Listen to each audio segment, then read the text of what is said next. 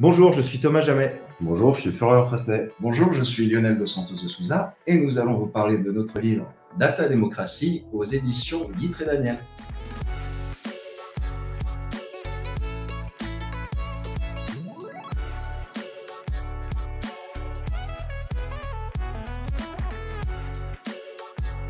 Ce livre part d'un constat, le constat que les données, nos données personnelles, les données également qui sont celles qui sont recueillies par l'État, sont mises en réseau. Ça porte des risques et avec ce livre, on fait en sorte d'apporter des solutions pour que ces risques soient limités et qu'au contraire, on puisse réinventer la démocratie en partant des données, donc de la data, d'où le titre du livre. La data démocratie, c'est une forme de démocratie qui est en train d'émerger par les réseaux, pour les réseaux. Ça veut dire que c'est une démocratie qui s'appuie sur les grandes transformations du numérique qui est représentée par les GAFA, donc qui l'utilisent de la meilleure des manières et sur laquelle on pourrait s'appuyer pour créer des services publics, un État, une nation qui serait plus efficient. Les enjeux, c'est notre souveraineté numérique, à la fois française, nationale et européenne.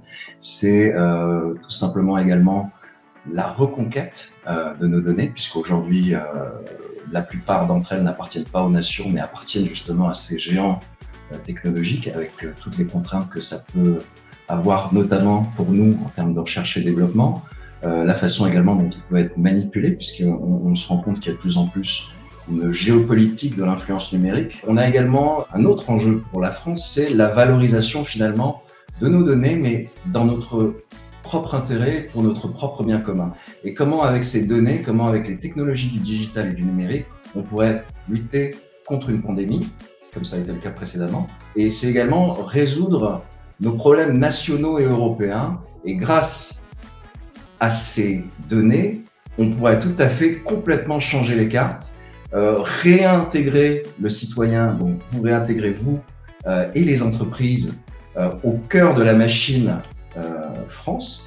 Et derrière, en fait, ça nous permettrait tout simplement d'aller vers un avenir commun beaucoup plus bénéfique que ce qui se dessine à l'heure actuelle.